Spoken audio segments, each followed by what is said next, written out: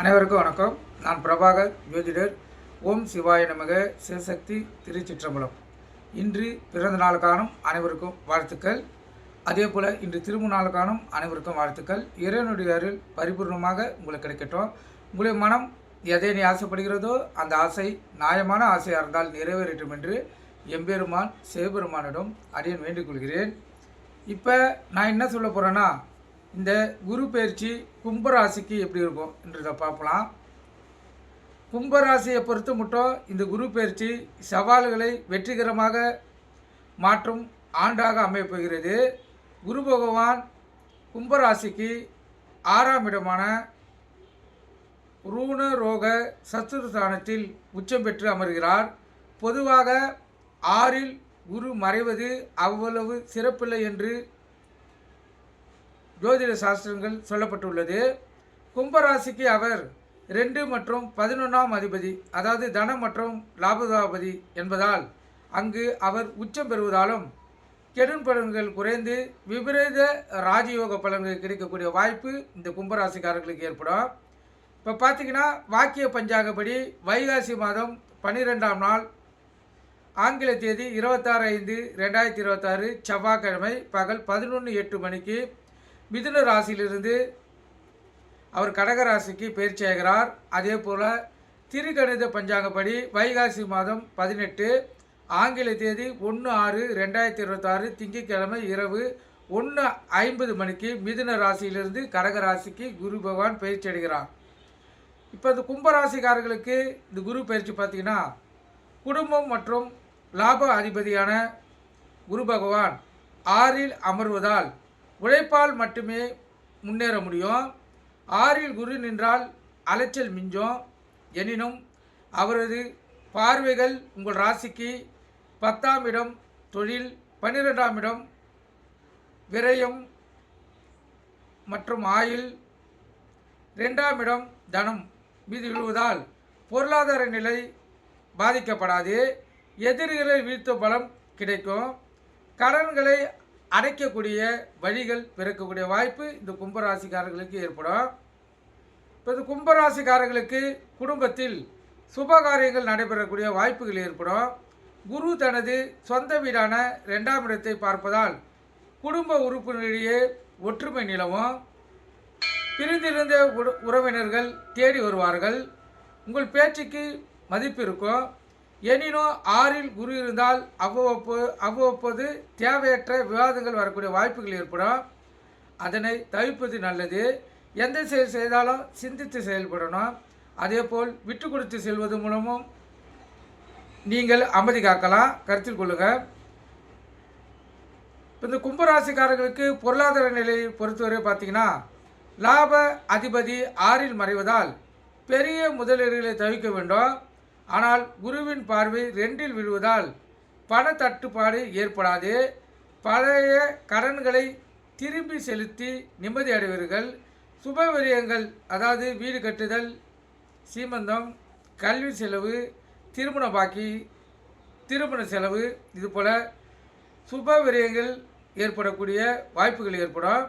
யாருக்கும் ஜாமீன் கையெழுத்து போட அவங்களுக்கு கடன் வாங்கி கொடுக்கக்கூடாது. அப்படி ஜாமீன் கையெழுத்து போட்டிங்கன்னா நீங்கள் பிரச்சனை மாற்றக்கூடிய வாய்ப்புகள் ஏற்படும். இப்போ கும்பராசிக்காரர்கள் சுயதொழில் செய்கிறவர்கள் பார்த்திங்கன்னா, தொழில் மற்றும் வியாபாரத்தில் போட்டிகள் அதிகரிக்கும். ஆனால் குருவின் பார்வை 10இல் விழுவதால் அந்த போட்டிகளை சமாளித்து வெற்றி பெறுவார்கள் கும்பராசிக்காரர்கள். அதே போல் தன் நிறுவனத்தின் புதிய கிளைகளை தொடங்குவதற்கான வாய்ப்புகள் தள்ளி போய் கொண்டே இருக்கும். அது நல்லதாகவே அவர்கள் நினைத்து கொள்ள வேண்டும். உழைப்பு அதிகமாகவும் லாபம் நிதானமாக இருக்கும். உணவு, மருத்துவம் மற்றும் சட்டத்துறையில் இருப்பவருக்கு இந்த பயிற்சி நல்ல முன்னேற்றத்தை தரும், கருத்தில் கொள்ளுங்கள். அதே போல் இந்த அரசாங்க உத்தியோகம், தனியார் உத்தியோகத்தில் பணிபுரிவர்களுக்கு கூடுதல் பொறுப்புகள் சேரும். மேல் அதிகாரிகளிடம் வீண் வாக்குவாதங்களை தவிர்ப்பது நல்லது.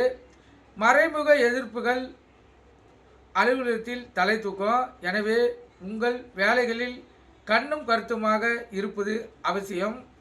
கடின உழைப்புக்கு பிறகே பதவி உயர்வு அல்லது ஊதிய உயர்வை ஏற்படக்கூடிய வாய்ப்புகள் ஏற்படும்.